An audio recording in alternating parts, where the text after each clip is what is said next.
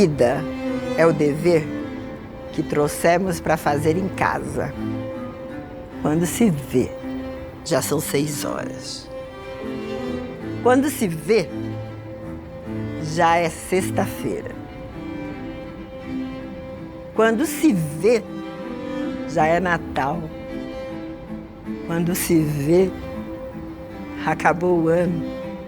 Quando se vê, perdemos o amor da nossa vida.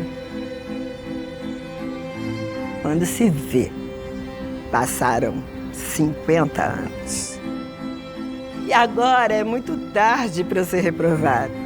Mas se me fosse dado um dia, outra oportunidade, eu nem olhava o relógio, eu seguiria sempre em frente. Iria jogando pelo caminho as cascas douradas e inúteis das horas. Seguiria o amor à minha frente e diria: eu o amo.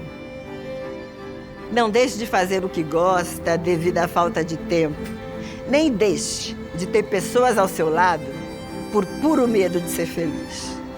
Pois a única falta que terá será deste tempo que nunca, nunca voltará.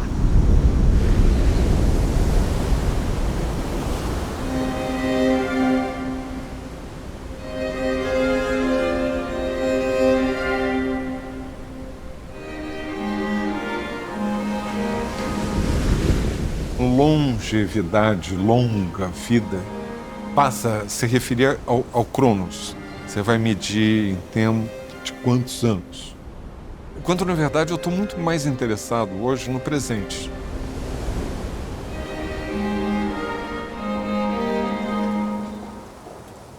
Se a sociedade se preocupasse menos com o tempo, mas com a qualidade desse tempo, tá perfeito. Roubar sua felicidade, roubar sua integridade, roubar seu tempo, isso é impagável. Melhor idade é aquela que você vive, que você está bem com ela. Pode ser os 18, pode ser os 50, pode ser os 75. Nós estamos, sem dúvida, ressignificando o que representa a idade. Essa revolução do que significa o tempo é muito recente. Nós estamos muito mais preocupados com o impacto da tecnologia do que o impacto mais importante e mais revolucionário, que é o envelhecimento rápido, que é o fato do Brasil hoje ter 14% de pessoas com mais de 60 anos e daqui a 30 anos ter 31%. Abre o olho. A coisa mais importante deste século vai ser envelhecimento.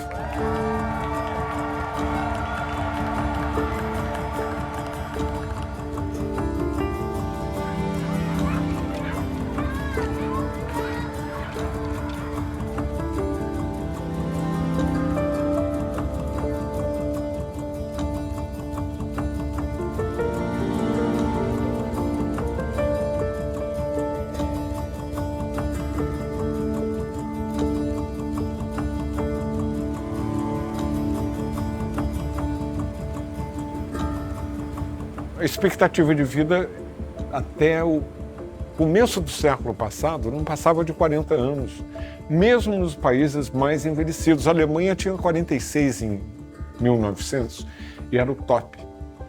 Como é que a gente não vai totalmente transformar as nossas questões individuais e as nossas questões coletivas face a algo que nunca se passou? Como é que a gente pode brincar de avestruz, que isso não está acontecendo? Então, mexe com saúde, claro. Mexe com perspectiva de curso de vida. Você não está vivendo mais para 40 anos ou 45, você vai viver 80, 90 ou 100. Você tem que pensar qual é o local dentro da sociedade onde vai caber esse corpo envelhecido. Quais são as interligações intergeracionais, que não é pai, filho e talvez um avô. Vão ser 3, 4, 5 gerações vivendo ao mesmo tempo. Então é filosófico, é antropológico, é, claro, sanitário e é uma questão também econômica.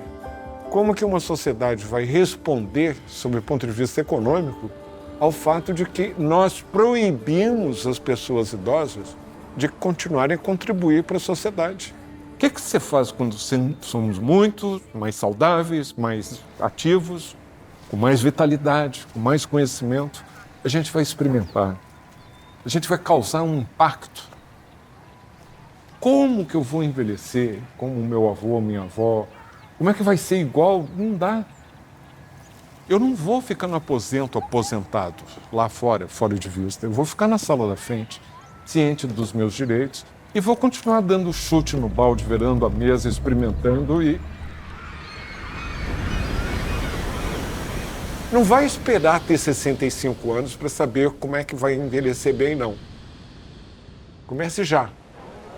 Quanto mais cedo, melhor, nunca é tarde demais. E isso é um mantra. Quanto mais cedo, se você começa a se preparar para a longevidade aos 20, é melhor do que aos 30. Se não começou aos 20 ou aos 30, começa aos 40, aos 50, aos 80. Você sempre vai ter ganho. Mas quanto mais cedo, melhor.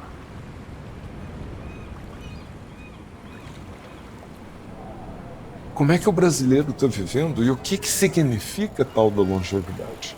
Que é muito diferente para nós privilegiados do que aquela longevidade, às vezes até relativa, daqueles que não chegaram a fazer 90 anos longevos.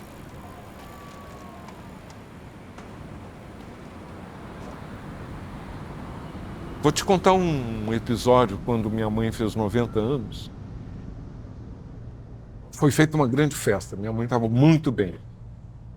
Ela dançou a valsa dos 90 anos com o médico privado dela. Ela tirou fotos com o capital social que ela achava que tinha. Filha, sobrinhas, as netas. E eu pensei, meu Deus, se a minha mãe está com 90, a babá Vitória está fazendo 80. Porque quando eu era criança era marcante o fato de elas terem nascido no mesmo dia, com 10 anos de diferença. Onde é que será que está a babá Vitória? E eu fui buscar, gostei. E fui encontrar a babá Vitória, que tinha voltado para Minas, para aquela pequena cidade que se transformou numa cidade muito maior. Mas ela não tinha capital social. Ela tinha uma irmã com sobrinhos que ela mal conhecia. Solitária.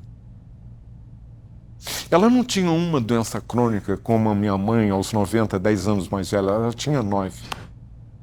Ela certamente não dançou a valsa de 80 anos com um médico privado, porque nem médico ela tinha. E ela não tinha filhos que pudessem lhe cuidar, porque quando ela estava na idade de ter filho, ela estava cuidando dos filhos da minha mãe. E essa é a realidade que a gente tem desse compromisso de olhar quem é que envelhece, como, e o que é longevidade para quem.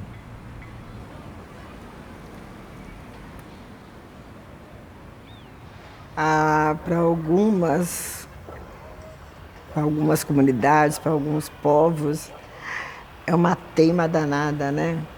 A gente resiste por pura teimosia de viver.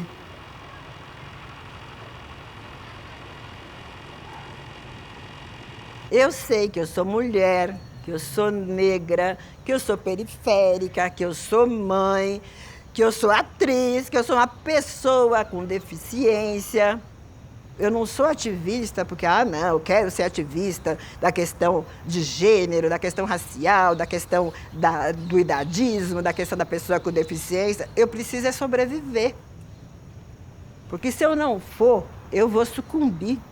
São tantos tal dos marcadores que eu sequer ia existir nesse momento. Então não é uma questão de escolha. Agora, quem tem escolha é que tem que fazer essa coisa acontecer. A pessoa não precisa ser com deficiência para entender que não deve ser capacitista. A pessoa não precisa ser preta para entender que o racismo tem que acabar, ter atitudes antirracistas. Não precisa ser velha para entender de idadismo.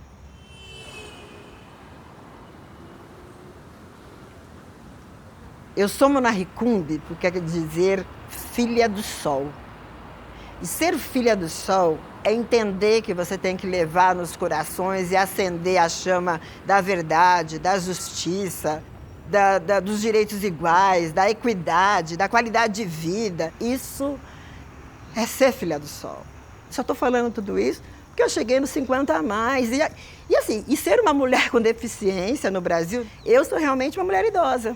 Eu ainda não entendi o ônus e bônus dessa história, mas eu sei que eu sou uma mulher idosa e adoro falar, adoro, porque para o meu povo isso é poder. Porque eu sempre fui de tradição africana, então o momento de sentar em volta, né, do mais velho e contar a história, isso é ambicionado mesmo pela gente. A gente quer, né? Eu quero. Isso tem a ver com gostar de viver.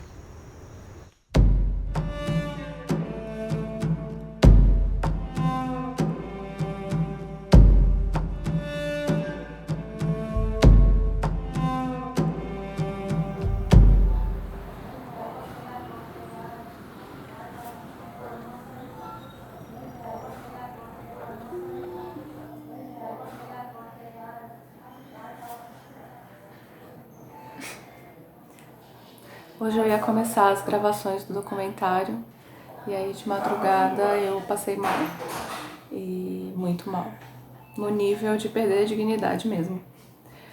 Sabe quando você senta no vaso, abraça a lixeira e isso é tudo que você tem na sua vida? Foi isso que aconteceu comigo essa noite. Então eu vim parar aqui no hospital, vim aqui pro meu retiro. Porque tem gente que vai pro retiro na mata. Às vezes eu preciso fazer um retiro no PS. E é isso aí, faz parte.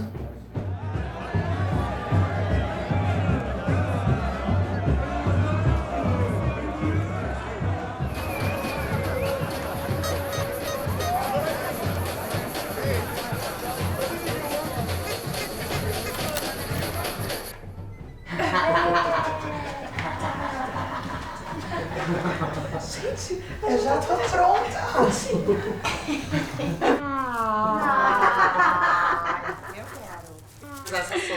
Eu só queria cola de cílios. Acho que eu sempre tive um desassossego, assim, né?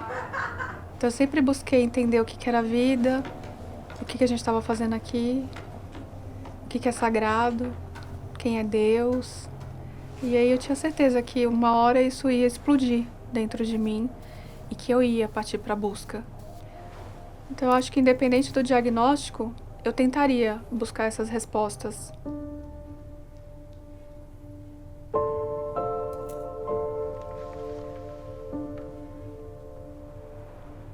Naquele dia, o sistema da clínica falhou e o médico precisou preencher tudo no velho e bom papel. Meu nome, o tipo da doença, um X aqui e outro ali. Um processo bem rápido, quase mecânico. Ao percorrer o papel, meus olhos depararam com um X, seguido de uma palavra. Paliativo. Como assim, paliativo? Em 5 segundos consegui invocar todos os santos, orixás, médiuns. Meu Deus, estou em estado terminal. E aí me bateu a tristeza. Cacete, eu vou morrer com 33 anos? Eu, Ana Michele, ou Ana Mi, como a maioria das pessoas me chama, descobri o câncer de mama aos 28 anos. Aos 32, quando eu já estava esquecendo de todo aquele pesadelo de mastectomia, quimioterapia, radioterapia, descobri que estava doente de novo. Tinha metástase no fígado. E eu me dei conta de que dali para frente a jornada seria longa e dolorosa. Nessa nova contagem do tempo, onde não media segundos, mas momentos, descobri uma vida repleta de profundidade. E mesmo nas situações mais críticas, era possível ver um bom sentido ali. Essa história não é sobre o câncer. É sobre viver, é sobre dançar com o tempo.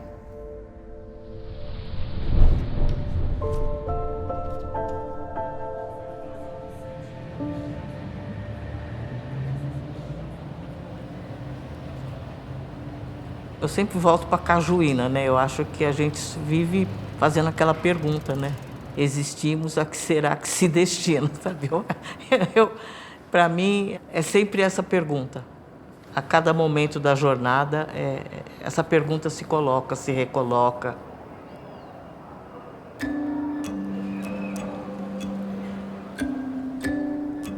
Eu digo que eu sou old school do movimento negro brasileiro. Eu sou cabeça feita pelo Abdias do Nascimento e pela Lélia Gonzalez. Eu sou filhote deles, não sou outra coisa. Eu sempre digo que o Abdias me ensinou a pensar preto, né? Pensar como preto. E a Lélia me ensinou a pensar como mulher preta, né? E essas duas concepções determinaram totalmente a minha vida, né? O meu destino.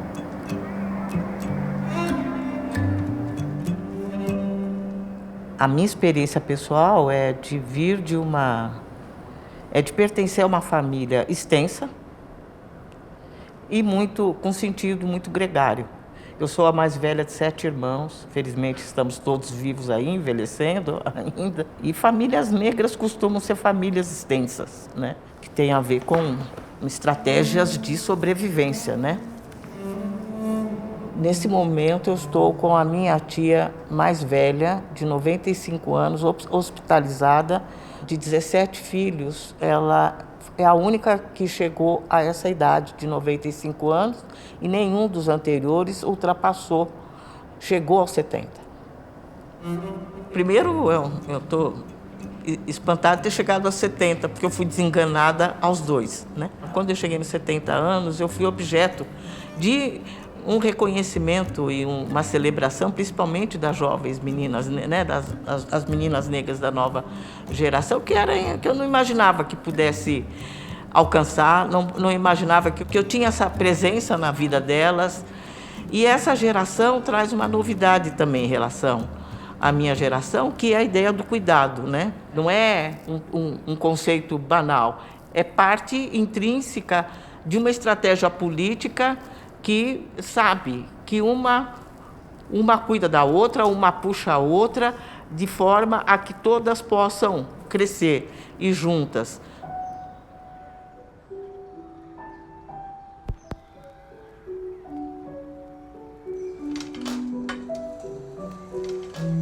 Eu penso que o tempo é um milagre. Ele é um total mistério. Cada minuto que você passa, não tem nenhuma certeza.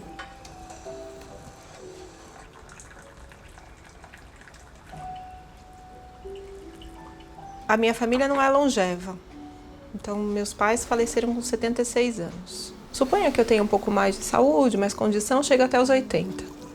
Então eu teria pela frente mais 28 anos. Se a gente pensar os 28 anos, mais ou menos a metade disso, você está muito mais frágil. Então eu teria objetivamente mais 14 anos pela frente. Isso passa muito rápido. Talvez dê tempo de eu aprender a tocar o Sonata ao Luar, mas eu tenho que me dedicar para o piano. Se eu me dedicar para o piano, eu não posso estar 24 horas por dia, 7 dias por semana disponível para essa médica. Eu sou a mais velha de 3 mulheres e minha avó morava com a gente desde que eu nasci. E ela tinha uma doença, que é uma doença vascular, que entope as artérias. E ela mostrava muita dor, ela tinha muita dor. Minhas primeiras lembranças eu devia ter uns 4, 5 anos de idade, que eu via minha avó gritando muito, ela chorava muito, ela ficava bem na beira do desespero. E aí eu fui crescendo dentro deste meio de doença, né? E vez por outra meu pai chamava o médico para ir vê-la em casa. Ele entrava pro quarto, minha mãe não deixava a gente entrar no quarto, mas eu ficava na fresta da porta, assim, espionando a cena. Ele sentava na cama da minha avó e aí ele pegava as mãos dela, assim, eu via que ele tinha uma mão muito grandona e aí cobria a mão da minha avó e ele prestava atenção nela e ela contava tudo o que estava acontecendo. E aí quando ele ia embora, parecia que tinha levado embora toda aquela coisa ruim, assim, ficava aquela casa brilhante, assim, toda iluminada. E ele me perguntou uma vez, o que você vai ser quando você crescer? E aí eu disse para ele, médica. E aí eu brincava ali no quarto dela e colocava as bonecas por perto, e quando ela amputou a segunda perna, eu amputei as pernas, cortei as pernas das minhas bonecas. Mas ela continuou com dor, essa dor que chama dor fantasma. Ela pedia para morrer, eu falava: vó, eu vou ser médica, eu vou cuidar de você, eu vou cuidar da sua dor. Eu entrei na faculdade de medicina, então, para tratar a dor dela, eu queria conseguir esse conhecimento. E no dia da formatura, no momento que eu estava lá no palco, ela estava dando o último suspiro dela.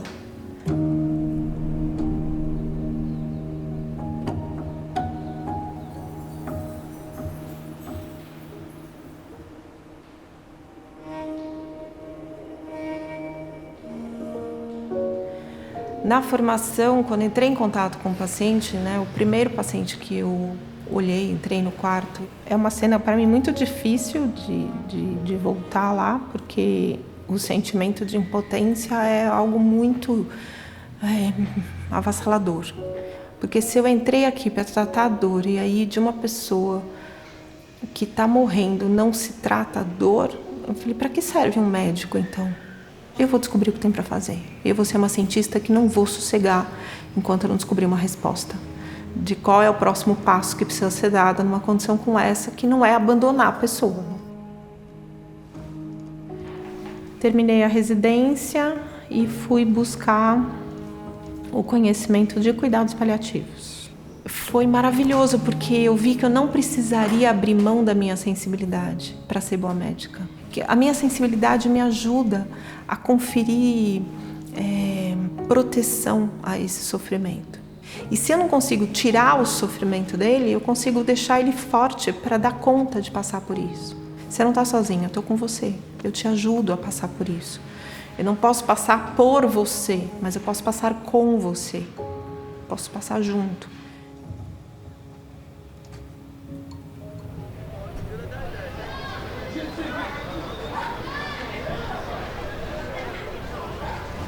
Cuidar do bem-estar do outro é cuidar do que é sagrado para o outro.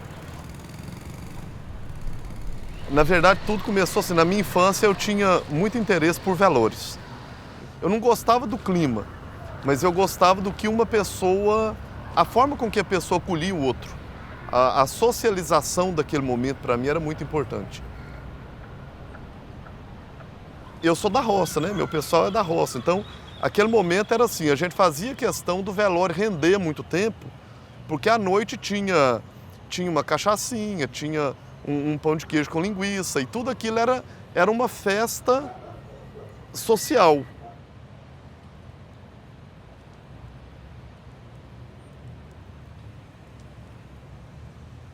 Teve uma feira de ciências na escola e o meu grupo ficou com o hospital.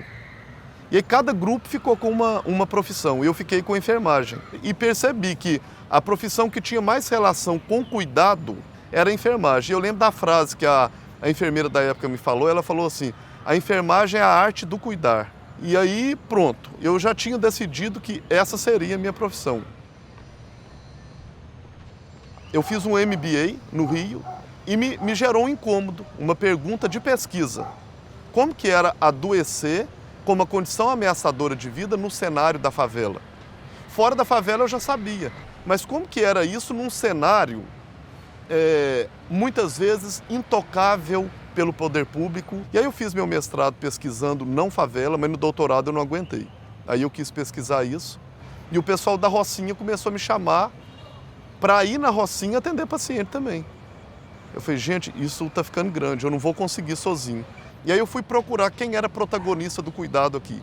E descobri quem era protagonista. Mulheres idosas que se dedicavam a cuidar, tinham trabalhado uma vida toda em outras coisas, mas que o cuidado nunca saiu delas. Hoje nós já somos 31 voluntários, 29 são voluntárias. Eu posso falar que 60% são mulheres com mais de 60 anos.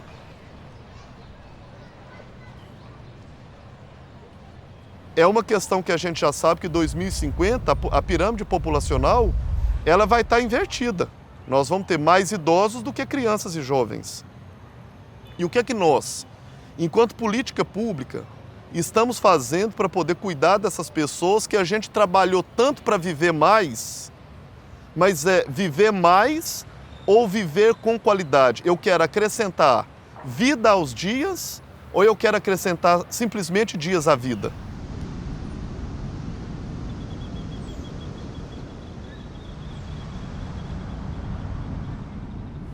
Se você pega os estudos mostrando onde as pessoas têm uma longa vida e uma vida feliz, com qualidade de vida, invariavelmente você chega a comunidades que são muito coesas, que têm muito contato entre as pessoas, que as pessoas têm trocas constantes, permanentes. É muito mais a qualidade de vida que vem desse capital social, dessas relações, desses relacionamentos.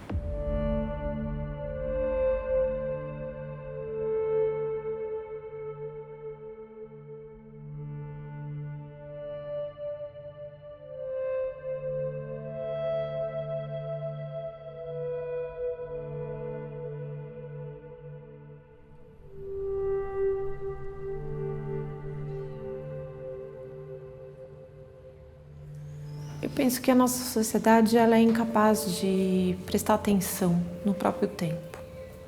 A gente não respeita o envelhecimento, não respeita o que isso significa em termos de habilidade de sobrevivência, habilidade de partilhar sabedorias na experiência de quem é mais velho.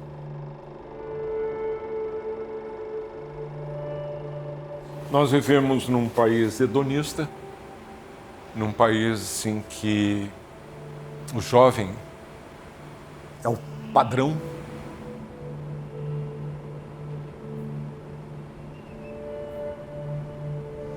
Eu, hoje, não tenho aparência, nem quero ter, que eu tinha aos 25 anos. E querer fazer com que isso dure é uma receita certa para você se frustrar. Porque é impossível. A passagem dos anos vai te marcar. Eu, na velhice, eu sou mais do que eu já era. Eu sou mais de mim mesmo. Eu tenho que ser coerente com isso. Isso é um ressignificado muito importante, porque antes você tinha que envelhecer de acordo com determinados padrões. E esses padrões, com frequência, frustravam.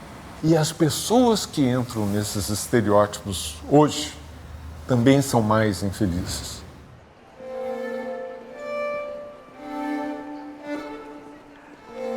A sociedade de consumo, ela tende a fazer a gente acreditar que aquilo que é velho não funciona. Aquilo que é velho não tem um desempenho tão bom. Aquilo que é velho não é necessário para você viver bem. O que é necessário para você viver bem são coisas funcionais, coisas que otimizam a sua capacidade de consumir mais. Só que o que está sendo consumido com isso é o nosso tempo. De todas as apropriações perversas, não é, que esse capitalismo neoliberal faz sobre nós, talvez surrupiar o tempo é a mais danosa de todas, né, porque nos rouba, né, a vida, né. Na verdade, a gente não está procurando os indicadores de qualidade, de felicidade, de pensar de uma forma mais holística. Essa ciência está aqui para quê? De que forma que a gente está cuidando de nós e do planeta? Está tudo isso sob ameaça.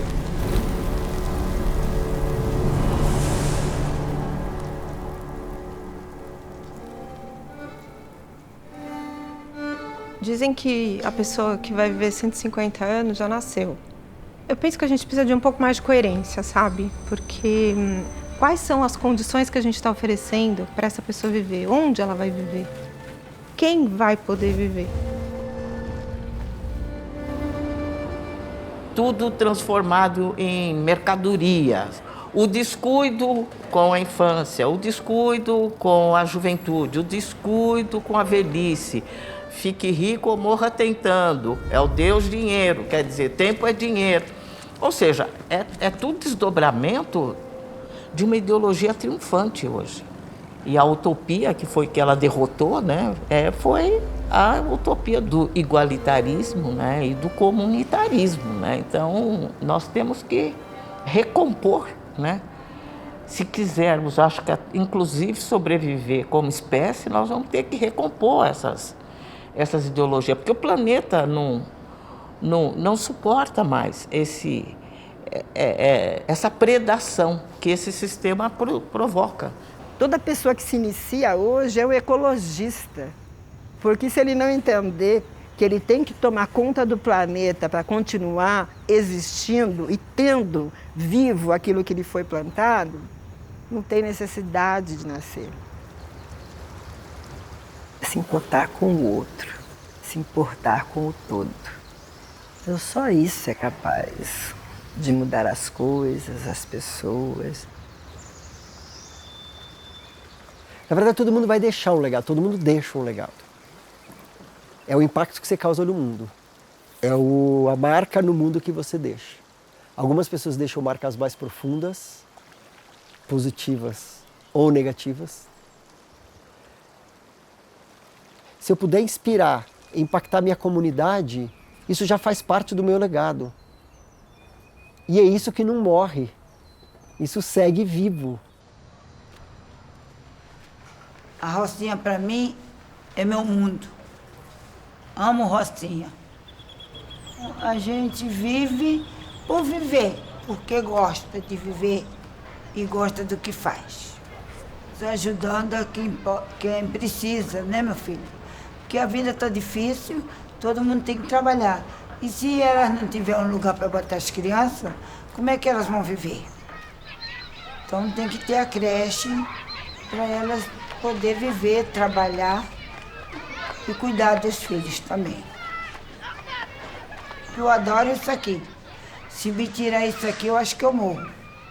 Quanto eu puder trabalhar com eles, eu vou trabalhando. Que a gente precisa ter uma forma de estar no mundo para além da nossa idade. Porque o mundo que vem aí vai ter muito mais pessoas mais velhas do que mais jovens. Então, essa concepção de que você fica mais velho, você fica inútil, vai fazer a vida no planeta ser inviável, porque não vai ter quem trabalhe. A aposentadoria, o final da vida, não é você descansar para esperar a morte. Não, você precisa pensar em continuar a sua atividade, mas dentro daquilo que para você faz sentido e que pode favorecer a tua saúde.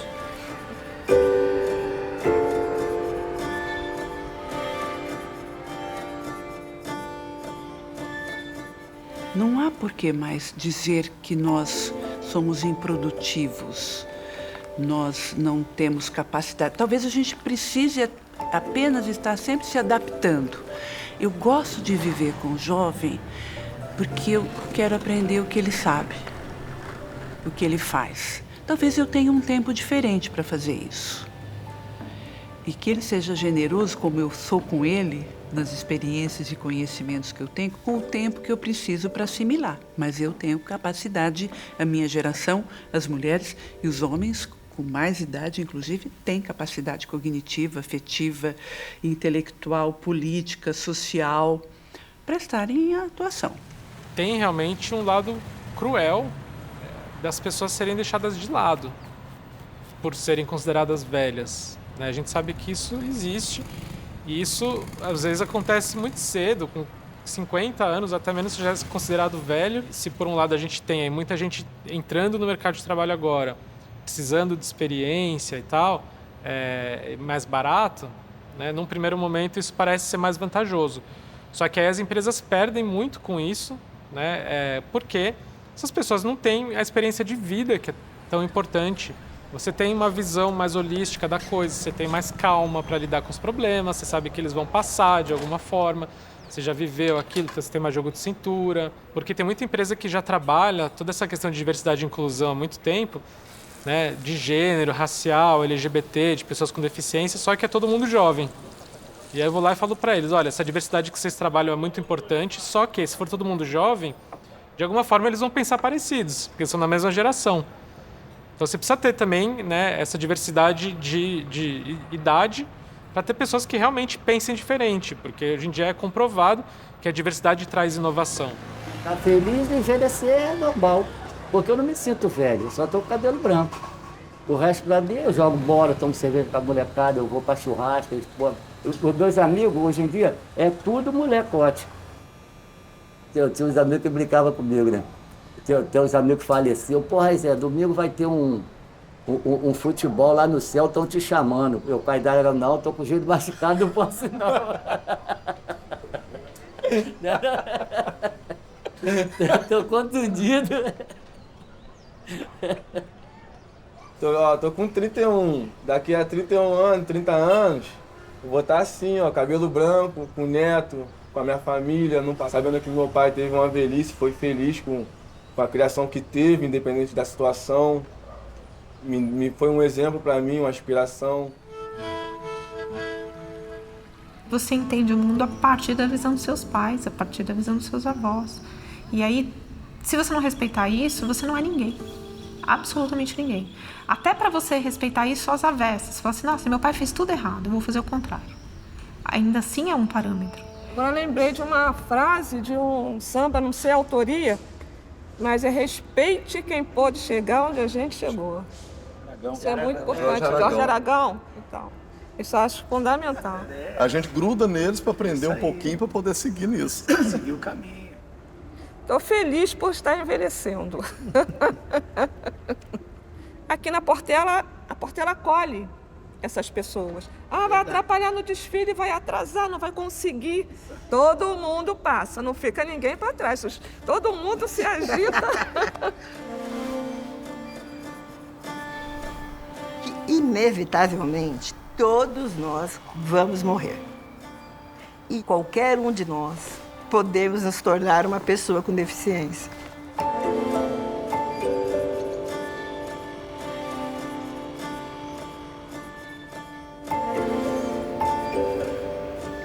Envelhecimento ativo é o processo, portanto, é um processo ao longo da vida de você otimizar as oportunidades para 4 coisas importantes. Otimizar as oportunidades para a saúde, para conhecimentos acumulados, para participar da sociedade, exigir os seus direitos e, quando isso tudo falha, o último pilar é a segurança, que você vai ser protegido se as coisas não derem certo. E quantos milhões de brasileiros estão envelhecendo sem o teto na cabeça, sem a comida na mesa e sem o dinheirinho para o mínimo? Esse é o horror. E por isso que a discussão do envelhecimento ativo, ela está emaranhada com a discussão da igualdade social. Quando você está excluído, que você mora longe, que o transporte público é terrível, que você não tem acesso, que você não pode se divertir, que você não tem as oportunidades de trabalho decentes que te protejam, a sua saúde vai embora. E você tem 1/3 da população que tem entre 18 e 30 anos, que nem trabalha, nem estuda. Como é que você vai querer que esse cara envelheça bem?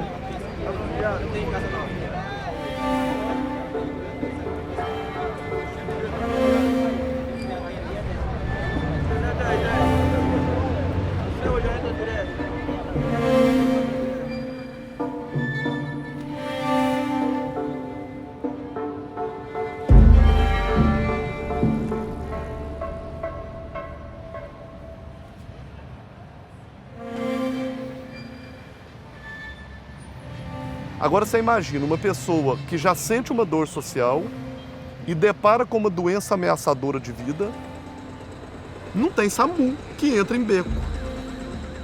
Não tem moto SAMU que sobe viela. A organização social é do meio. Então, suprir dor social, esse pessoal aqui já aprendeu a suprir isso, foi no peito. Entende? Eu não sei explicar. Já nasceu cuidando. Eu sei que eu gosto de cuidar das pessoas, gosto de ajudar. Que é muito triste a pessoa de idade ser jogado num canto. Sabe? Ninguém cuidar, ninguém olhar, ninguém...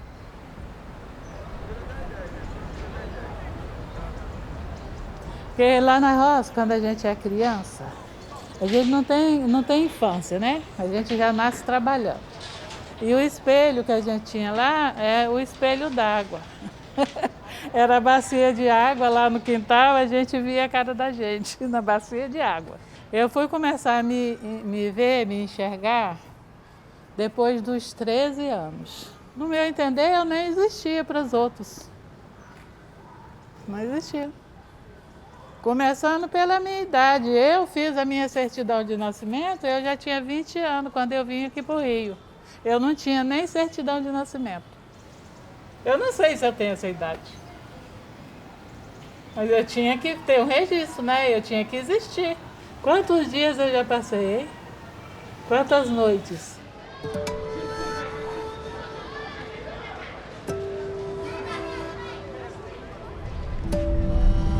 Como falar de longevidade nesse contexto? O primeiro direito ameaçado que nós temos é o direito à vida. Há um tipo de eugenismo que faz com que jovens negros sejam seres considerados descartáveis nessa sociedade. O desafio das pessoas negras não é os terrores da velhice, é chegar a envelhecer. Sobretudo sendo homem negro, o desafio é chegar à idade adulta. O desafio é chegar a uma idade de envelhecimento. Quer dizer, o rap cansou de cantar como certas pessoas se viam como sobreviventes aos 27 anos de idade, porque tinham rompido a barreira da estatística, né? É uma aberração.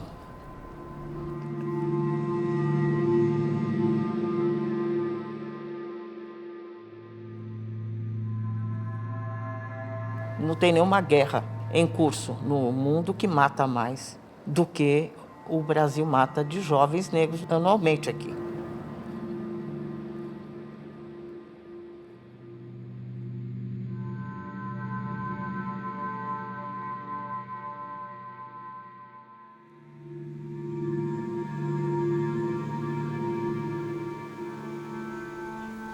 Eu sou mãe, eu sou vó, meus filhos são negros, meu marido era negro. E eu falei assim, engraçado, eu cuido das pessoas, eu gosto do que eu faço, e eu vou fazer isso enquanto der.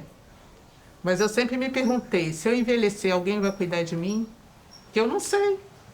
Então, realmente, essa longevidade na favela, ela é boa por um lado, que se você cria laços de amizade, você vai comer, ou alguém vai cuidar de você, mas será que você vai ter companhia dos seus?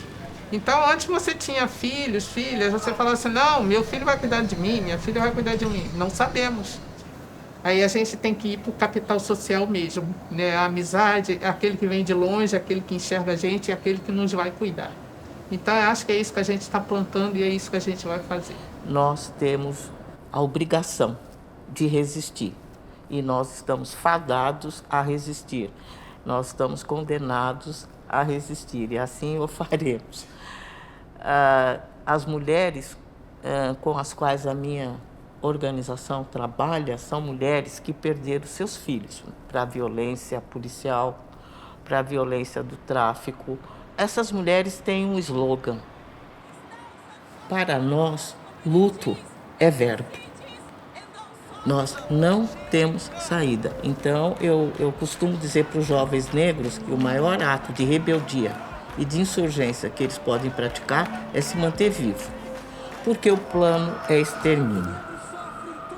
Por qualquer meio necessário, contrarie. Por qualquer meio necessário, mantenha-se vivo. Em respeito à ancestralidade que nos trouxe até aqui, em respeito à nossa dignidade humana. Olha ao seu redor. Você está vendo esse monte de velhinho de mais de 90 anos. Aí você fala assim, puxa vida, eu moro no país que tem a maior população negra fora da África. Por que é que não tem nenhum senhor pretinho aqui do meu lado? A mim me interessa que vocês façam essas perguntas. Sabe, que onde quer, cada um de vocês, na idade que tiver, que seja lá, por que nessa escola que eu estou frequentando, eu não tenho 50% de meninos negros, eu só estou vendo aquele ali, um ponto preto aqui e ali. Essa minha biografia, ela tem uma foto que é para dizer isso. Né? Eu sou um ponto preto numa classe de científico, de um colégio público.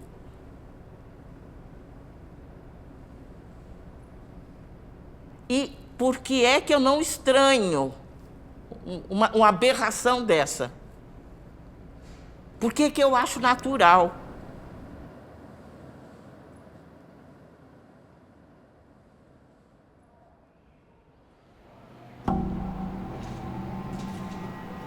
A gente sempre esteve entre os 10 mais desiguais países do mundo e nós estamos aprofundando a desigualdade. Qual é o papel que você tem, que nós temos, que essa sociedade tem, que esse governo do dia ou os governos que virão, para poder fazer com que esse abismo não seja tão vergonhoso? Essa, para mim, é a grande questão. Será que nós vamos continuar nos permitindo a ser um país que condena o negro, o pobre, aquele que tem uma deficiência, o velho, a mulher, o gay, a lésbica? E quando a gente soma todos eles, claro que eles são a maioria. Cabe a nós nos opormos a isso? Cabe a você, cabe a quem está me ouvindo? Eu acho que cabe a todos nós, mas cada um deve fazer essa pergunta: qual é o papel que eu tenho, qual é o apito que eu vou tocar para fazer também barulho dentro dessa confusão?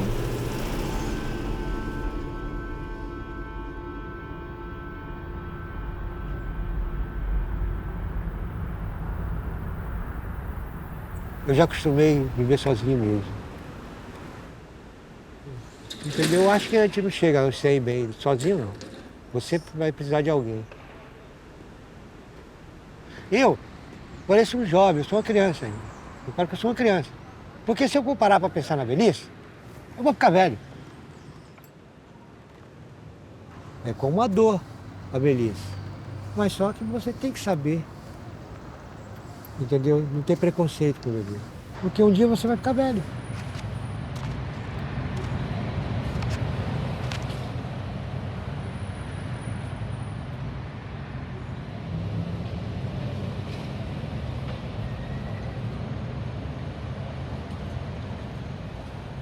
Eu não penso na velhice.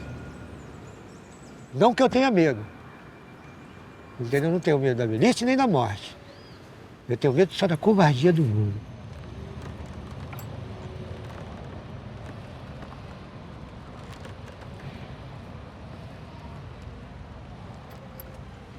O sofrimento humano só é intolerável quando ninguém cuida. Então o sofrimento existe? Existe. Ele é intrínseco ao ser humano. Mas o sofrimento, ele não pode ser normalizado. Artigo 196 da Constituição Federal do Brasil fala que saúde é um direito de todos e dever do Estado. Eles não entram nesse local. E ali tem doentes, ali tem idosos, ali tem pessoas que precisam do cuidado do poder público. Mas a política não teve visão para fora do asfalto. A visão e os modelos construídos são para o asfalto, não são para o morro. Fica parecendo que é muito, no mundo da fantasia, fazer cuidado paliativo em favela. Não, mas nós temos muitas dificuldades. E a gente depara com cenas de guerras diárias, né? E cena de guerra não é só tiro. Já peguei tiro? Já peguei. Já peguei tiroteio, já peguei ter que ficar numa casa de uma senhora e dormir até no outro dia. Cena que me choca muito, né? Que é cena de guerra. Que são pessoas vivendo sozinhas, sem alimento, em fase avançada de doença, em fase final de vida, por exemplo, sendo comido por ratos. Casa que eu entro e sai 8 ratos de cima da região pélvica da pessoa, porque estava alimentando ele vivo. Uma senhora que estava tomando um medicamento para vômito, durante 4 dias, o pessoal notou que ela tinha sumido. Ele falou: vocês entram lá? Eu falei: se arrombar, eu entro. Ela estava no chão apagada de tanto remédio para vômito e saía. E tinha, sem brincadeira, tinha em cima dela cerca de 150 baratas, saindo na boca, entrando no nariz. Outra situação de guerra. Um senhor vivendo sozinho, com um câncer de cabeça e pescoço, sem ninguém para cuidar, sem visita do poder público, e que a gente chega para atender. Tinha mosca voando na casa para todo lado, ele com um pano de chão enrolado no pescoço da lesão, muito sangue pela casa toda. Quando a gente tirou o pano, numa tarde, eu tirei por volta de 120, mas nós contamos 120 bichos brancos do pescoço e do ouvido dele. Isso é cena de guerra, isso é cena de abandono. E num lugar que fica menos de 5 quilômetros do metro quadrado mais caro do Brasil. Você entende? Por que soa como cena de guerra? Não tem condição de uma coisa dessa, de ter tanta diferença em tudo isso.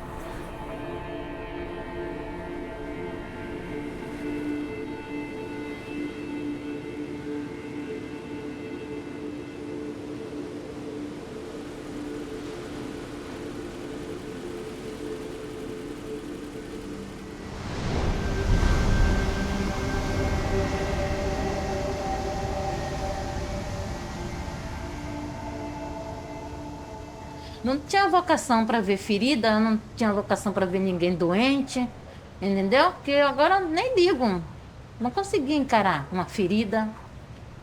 Se agora me der para dar um banho num doente, eu dou, entendeu? Porque é a minha vontade de querer estar ajudando. Tem que estar bem, tem que estar com a alma preparada para isso. Aceitar, porque às vezes é difícil você encarar. Às vezes a família, coitada, está ali no desespero. A gente também tem que chegar, dialogar, conversar, entendeu? Tá preparado. Às vezes até virar psicólogo sem ser. Poxa, como eu tava com saudade do senhor. A pandemia separou nós, né? A gente ficou tudo distante, né, seu Pedro? Senti falta do senhor nas missas, que você ia na missa 6 horas, né, seu Pedro? A gente se encontrava lá na igreja, né? Nós vamos fazer isso, sabe por quê? Isso já está entranhado na gente. A gente nasceu cuidando, a gente continua cuidando e a gente vai morrer cuidando. A força motriz que gera o cuidado, e especialmente o cuidado paliativo, é a compaixão. É o ato de sentir aquilo e fazer algo pelo outro. A comunidade é compassiva, mas o meu sonho é que a humanidade seja compassiva. Que, independente de projeto, a gente consegue plantar essa semente, fazer essa semente brotar no coração de cada um. De jovens, adultos, daqueles que nos ignoram, daqueles que nos aplaudem, daqueles que nos chamam de bobo. Que bom que somos bobo. Que bom que podemos fazer papel de bobo. Nós temos dignidade já para fazer isso. Mas isso a gente quer, uma humanidade compassiva.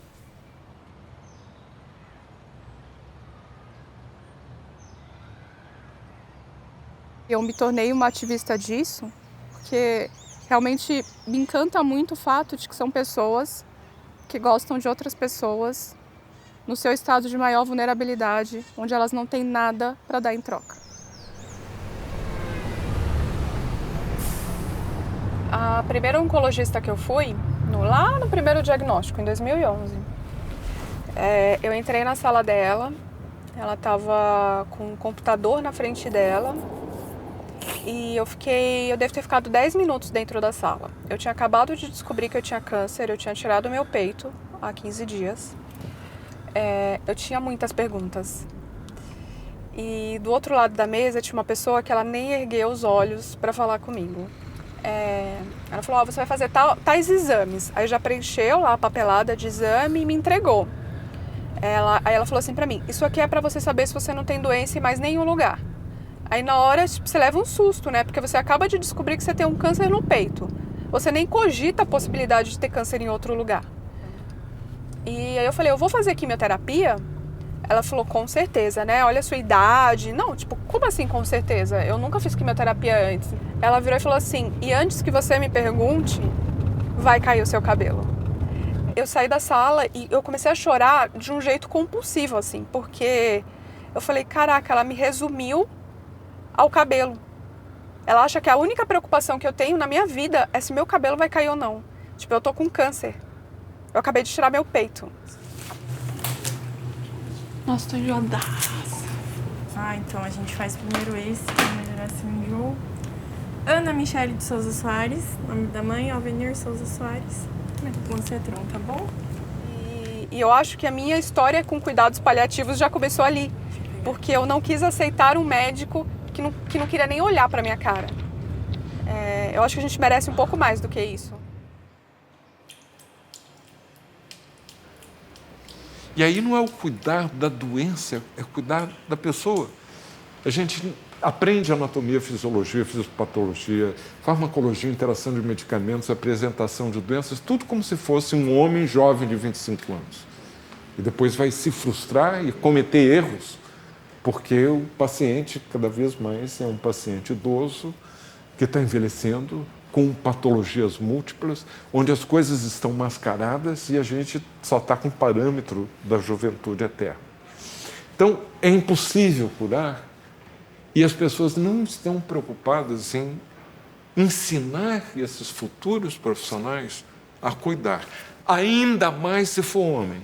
E nós vamos nos arrepender muito, porque numa população que envelhece, não esperemos nós, homens, a sermos cuidados para sempre sem participar da equação.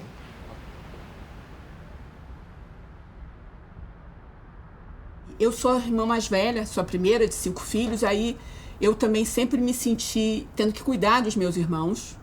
E eu não sabia bem o que eu queria fazer de profissão. E aí eu fiz vestibular para medicina, no 3º ano, que a gente começa a entrevistar o paciente. Aí eu senti que aquilo fazia sentido para mim. Mais ou menos em 93 eu comecei a fazer consultório. Eu não entendia nem para ganhar dinheiro, não. Era um lugar onde eu gostava de sentar, a pessoa na minha frente, me falar, a pessoa se abrir. Então, cuidar para mim é isso. É o que eu gosto de fazer, é o que eu achava que estava fazendo com os meus irmãos, o que eu fiz com o meu filho, cuidando dele mesmo, trabalhando, feito uma louca. Faço as coisas do meu jeito, no meu tempo. A minha consulta não tem tempo para terminar. A minha consulta é igual os programas do Chacrinha, acaba quando termina.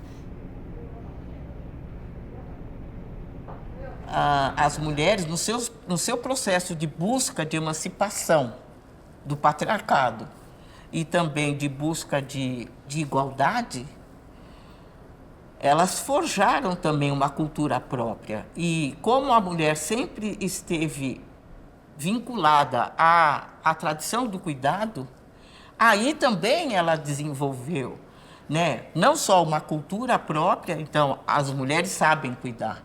Ainda que em situação de opressão, nós nos especializamos nisso, sabemos cuidar e cuidamos, nutrimos. Um exemplo muito concreto, prático no momento, como as mulheres dirigentes dos países enfrentaram melhor a pandemia do que os homens. É disso que estamos falando.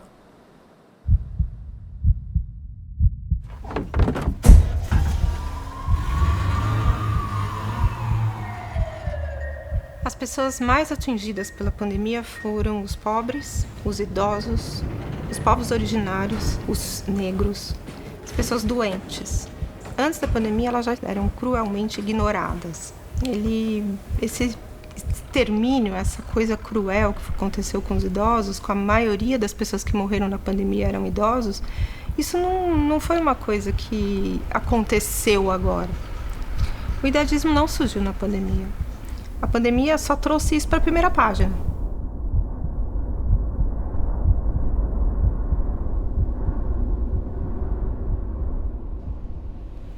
Nós estamos vivendo numa explosão de idadismo. Ou seja, você sempre tem um grupo que se acha valendo mais do que o outro. É o ismo. E daí o idadismo. No caso, os jovens se acham valendo mais do que o idoso. Depois que você tem a ideologia, você institucionaliza. Você vai operacionalizar, você vai ter regras, você vai ter medidas. Não vai entrar no meu hospital, não vai receber uma ressonância eletromagnética, muito velho. Não vai ficar no hospital mais do que 7 dias, não vai... É o lado perverso que institucionaliza a ideologia. O terceiro I é quando ele passa a ser interpessoal.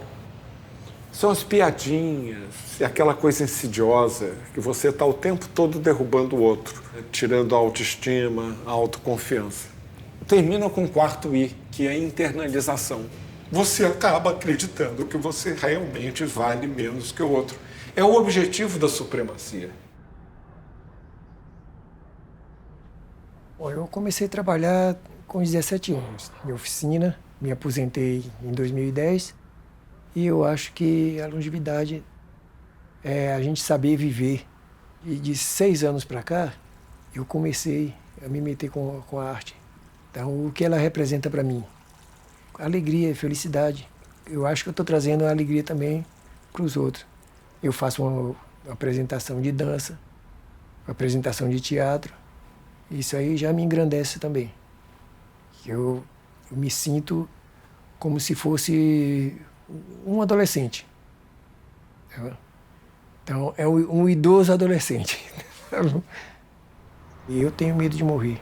Então, eu acho que a importância da gente se reunir, falar sobre isso, que um vai descobrindo o sentimento do outro. Quanto mais você falar sobre vida e morte, eu acho que vai dando mais coragem. Porque eu não sei como é que a morte vai chegar para mim. Eu acho que o importante é isso, você pensar bem sobre como viver e como morrer.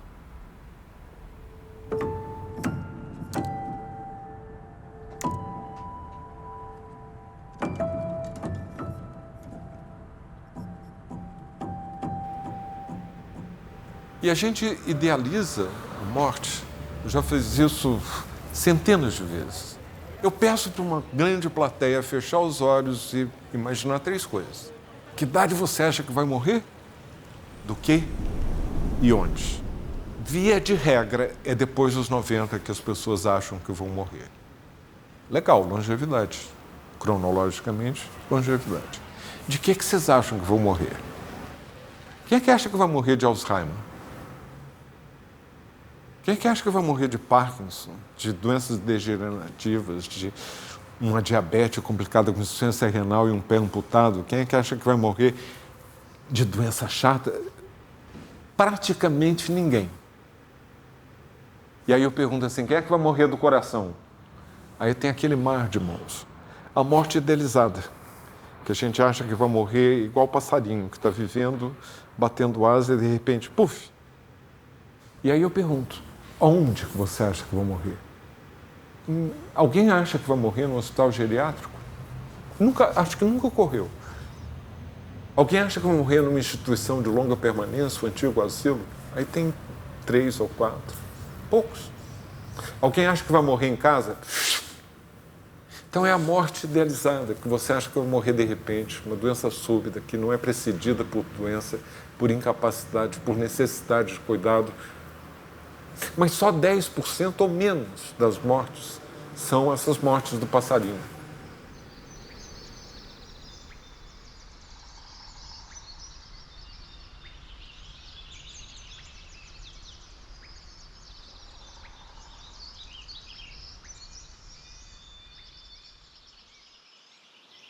Outro dia eu tive um puta privilégio de conversar, assim, eu e 70 idosos, conversando sobre fim de vida, conversando sobre a morte deles. Eu fui morrendo de medo, porque uma coisa é quando eu converso geral, né? Ali eu estava falando de verdade com um grupo que estava olhando para a morte deles mesmo. E foi uma conversa deliciosa, porque eles estavam extremamente abertos. Eles estavam lidando bem, olhando, entendendo o que isso estava acontecendo, porque amigos deles estavam morrendo, estavam, né, entendendo o que isso estava acontecendo. E daí eles me disseram, o grande problema é que eu não consigo ter essa conversa em casa. Eu não consigo falar com meu filho como eu estou falando com você, porque ele não quer conversar comigo. Eu estou super feliz e quero continuar vivo, eu não tinha velhinhos deprimidos. Era só velhos e idosos olhando para a realidade da vida deles. Então, assim, a minha esperança é que a gente consiga mudar isso, que esses idosos consigam conversar com seus filhos, que os filhos consigam estar abertos a entender a demanda desses velhinhos.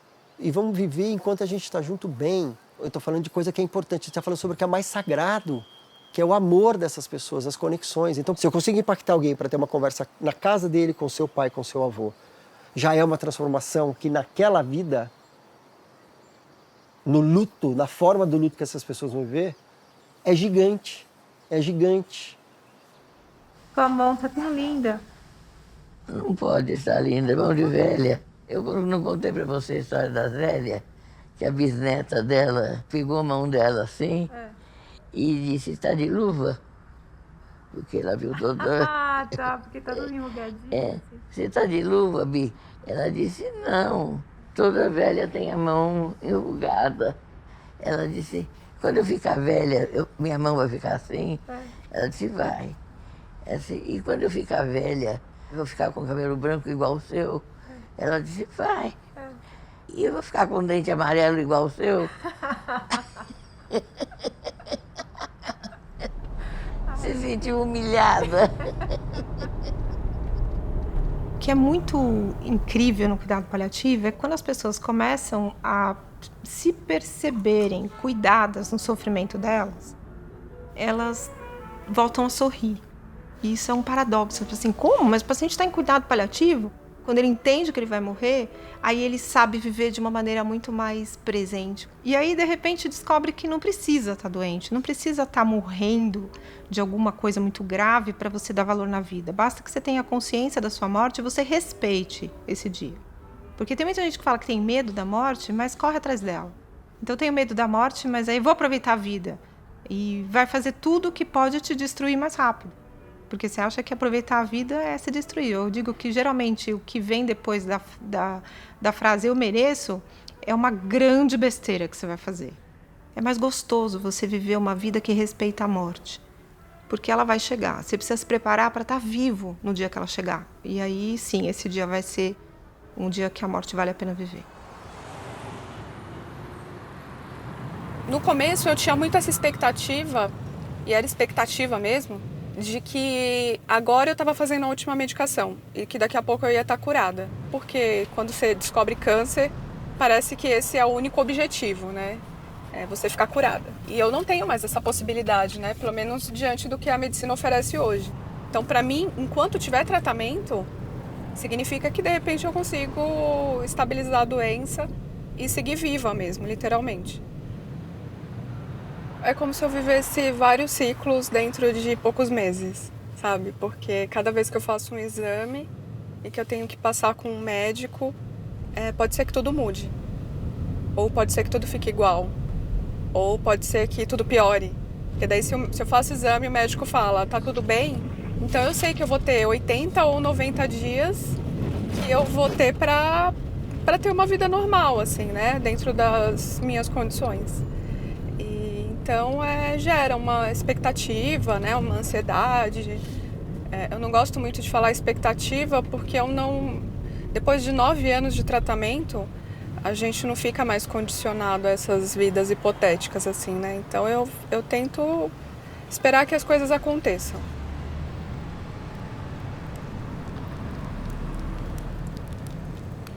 Eu tento estar bem porque é esta vida que se apresenta neste momento. Se eu reclamar, eu vou continuar tendo câncer. Se eu ficar bem e sorrir, eu continuo tendo câncer. Só que reclamando, a minha vida fica um pouco mais chata. Então eu vou reclamar pra quê? Não, a conta não fecha pra mim. Então hoje ele me comunicou que eu tô bem, então é isso. Essa é a minha verdade do momento. Eu tô bem. A finitude, ela é crônica pra todo mundo. Então a gente tá aqui e amanhã não sabe. Eu me sinto exatamente igual a todas as outras pessoas, né? Eu só tenho um diagnóstico e eu não tenho nenhum tempo para perder.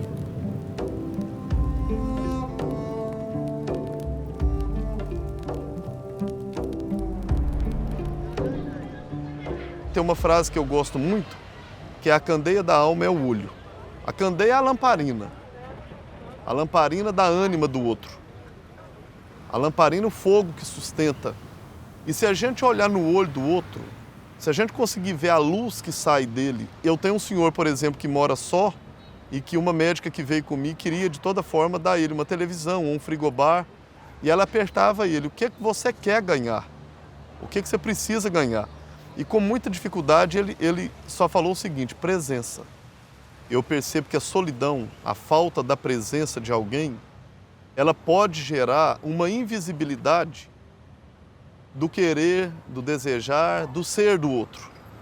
Muitas vezes, quando a gente encontra as pessoas sozinhas, abandonadas, que a gente acha por aqui, a gente encontra pessoas zumbis, pessoas que não têm, às vezes, doença física, mas elas são mortas. são inúteis, não têm acesso, são pessoas respirando, mas mortas. O que a gente busca por meio desse cuidado é fazer que essas pessoas consigam novamente resgatar onde ele perdeu a paz. Eu, para a medicina, eu até sou uma mulher doente. Afinal, eu tenho doença neurológica desmeliesante, progressiva e o caramba 4. Mas, para mim, eu tô curada. Porque a cura perpassa do caminho de querer viver. Eu nunca contei os dias que eu perdi, mas os que eu tenho para ter. E nenhuma doença vem junto com um atestado de óbito. É apenas um diagnóstico. A doença foi para mim um despertar de consciência. Talvez por isso eu não tenha problemas em enfrentar o inferno de vez em quando. Porque eu acho que tudo isso me humaniza cada vez mais e me liberta cada vez mais de todos esses apegos que a gente tem, né? Então eu prefiro. Se eu tivesse alguém me falasse, você quer uma vida longa? Você quer uma vida curta, vivida na sua absoluta intensidade? A absoluta intensidade. Agora, o que eu diria sobre mim, o que eu vivi para os meus netos, né? Quem sabe? Não, neto eu já estou pensando demais. Mas, enfim, eu diria que eu vivi um tempo de reconexão comigo, absoluta, em meio de um sofrimento que eu não desejo para ninguém, assim, né? Eu não desejo, assim, eu tenho uma vida muito legal que eu não trocaria com ninguém. Tá tudo bem, tô super em paz com isso, mas realmente eu não desejo para ninguém ter que conviver com tudo isso que eu convivo hoje, sabendo que eu fiz o melhor que eu pude. E eu acho que isso que é o retrato de você viver bem, é saber que a hora que acabar, eu vou ter feito tudo, tudo mesmo. Eu quero realmente estar em paz, pensando que eu fui a melhor humana que eu pude ser.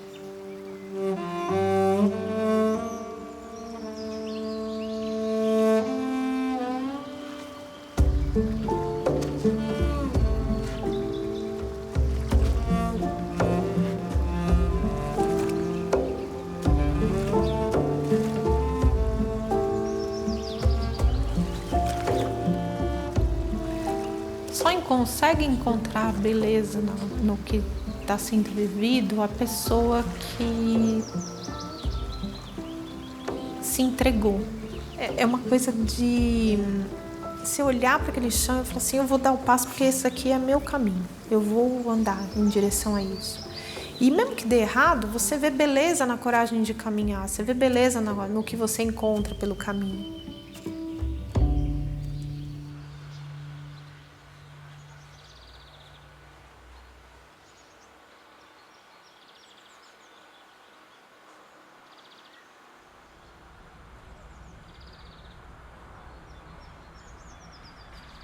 Quando a gente para de ter sonhos, eu acho que a gente começa a morrer lentamente. Acho que sonhos a gente sempre vai ter. Acho não, tenho certeza. Eu vejo, né? Eu lido com o público 50, 60, 70 a mais, cheio de vontade toda hora de fazer coisas novas. Quando eles percebem novas possibilidades, eles ficam super animados também com esses novos projetos e planos.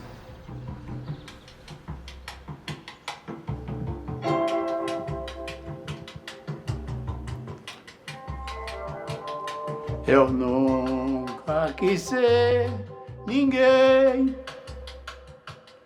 apenas eu mesmo.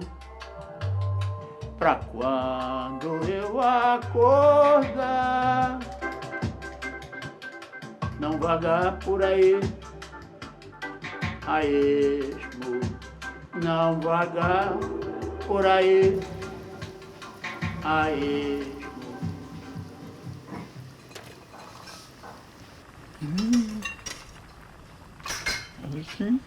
Hoje o dia foi maravilhoso, né?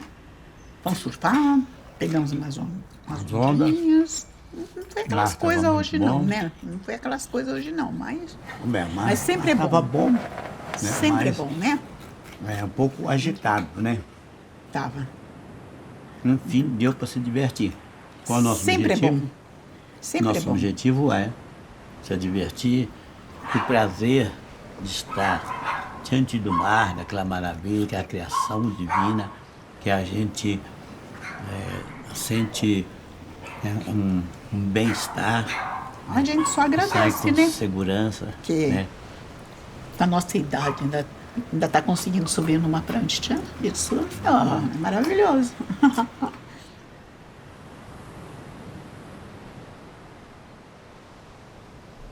Quando a gente é jovem, a gente tem uma cabeça, né? A cabeça da gente, quando é jovem, é trabalhar, é criar filhos, a perspectiva de vida da gente é essa, né? E com o passar dos tempos, tudo isso a gente vai acumulando coisas que hoje, no meu caso, eu estou com 74 anos já, para mim, hoje, eu estou tranquila, eu faço, com a idade que eu estou, eu faço aquilo que eu sempre quis fazer, porque eu sempre gostei de esporte também, não tive oportunidade de praticar antes. Hoje, eu posso. O mar mostra que a gente é pequenininho diante dele, mas ele oferece muita coisa de bom para a gente aproveitar. Uma coisa de bom que ele oferece, qual é? É na cabeça da gente, é a visão da gente. É ver que nele a gente conecta com ele, com Deus, com a natureza, conecta com tudo através dele.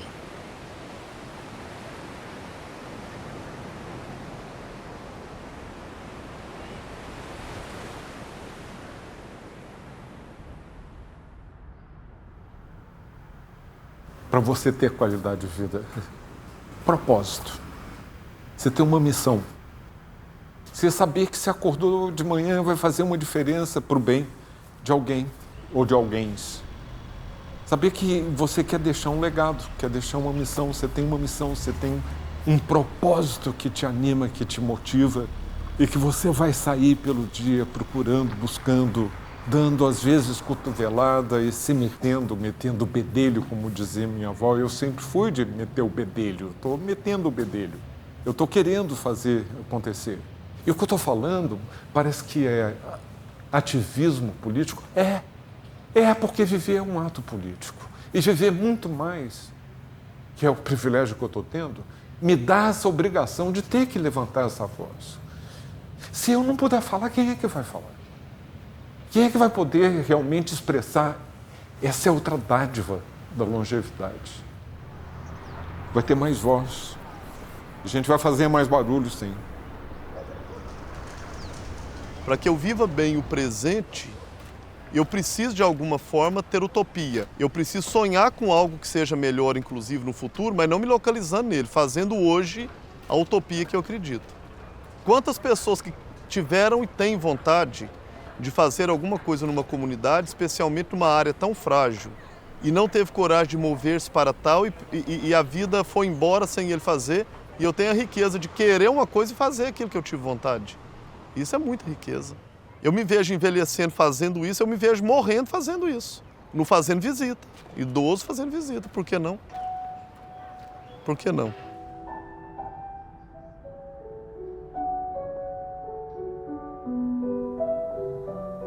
O envelhecer, para mim, é como um momento da cena.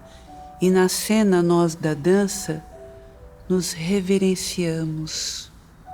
E o envelhecer, neste momento, para mim, é uma reverência à vida.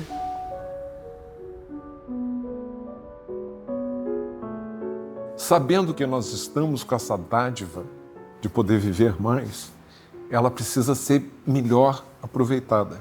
Preencher esse presente com qualidade. Vamos fazer com que aquele presente seja intenso, seja feliz. Eu sei que eu vivi com intensidade todas essas monas, todas essas Éricas. Me entreguei de verdade para o teatro, para a dança, para a religiosidade, para o amor, né? Para a vida. Nunca tive medo da vida e muito menos da morte, porque é uma continuidade, é um ciclo sem fim. A morte é voltar para a terra, daquela terra que foi doada por Nanã, por Zumbá, o nome que tenha, para moldar o que nós somos e tudo floresce e cresce de novo. Só quero que seja com muito mais dignidade que os meus ancestrais.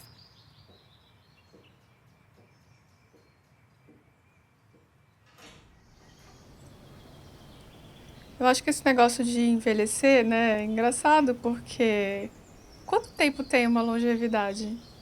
Quanto tempo tem uma vida inteira? Será que tem a ver com o tempo cronológico? Porque eu vivo uma vida inteira.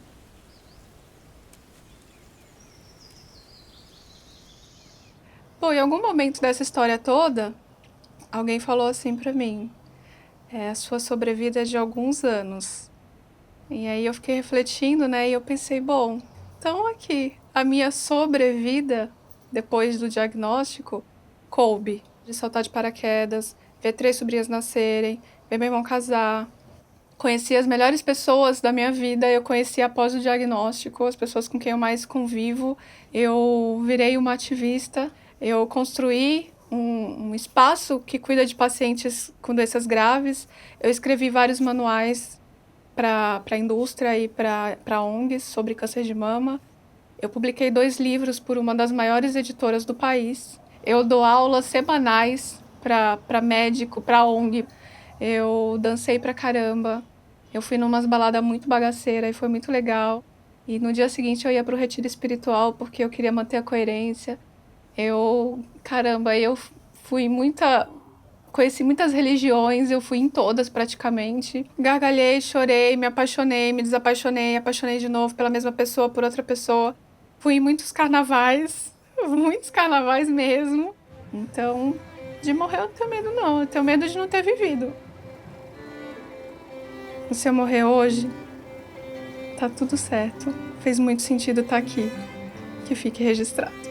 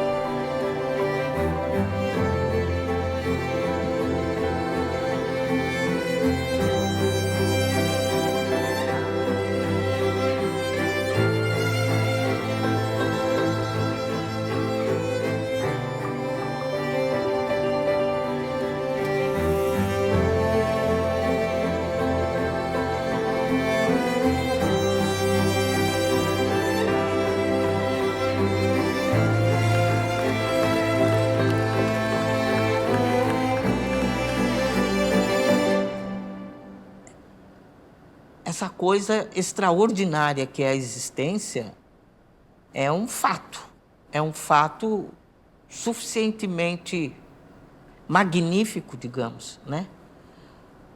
Que merece ser celebrado, a despeito, sem entrar no mérito das contingências, né, todas, mas pela exuberância, né, pela exuberância do fato, né, de existirmos,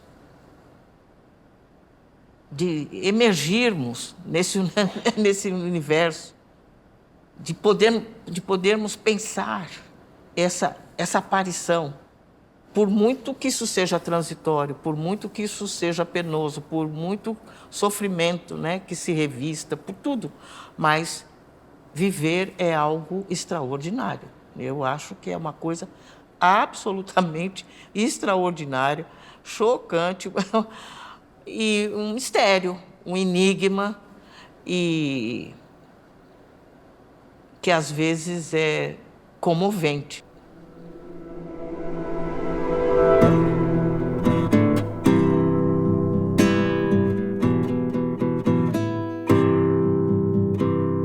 Ouço todos os batendo, todos os corações do mundo batendo.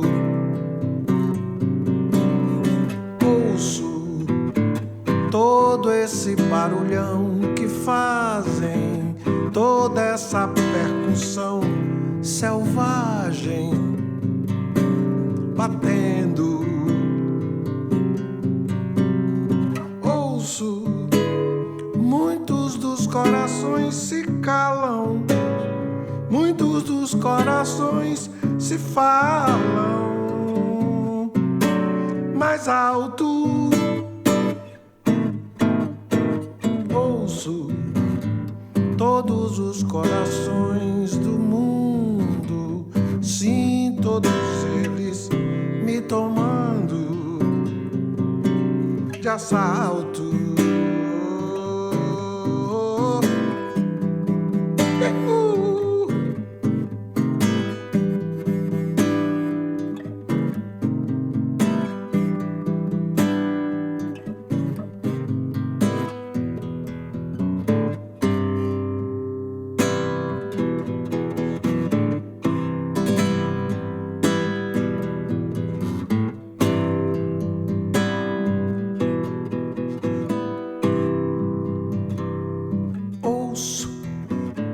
Todos os corações batendo, todos os corações do mundo batendo. Ouço todo esse barulhão que fazem, toda essa percussão selvagem batendo.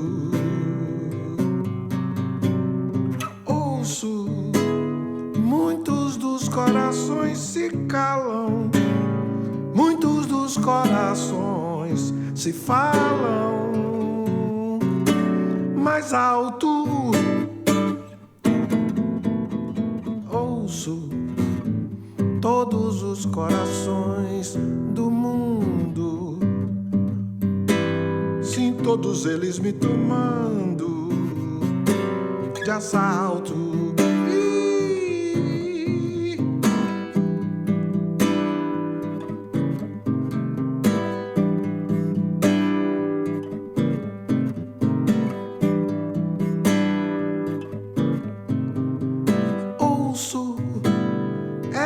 Voz do amor fraterno a nos livrar do inferno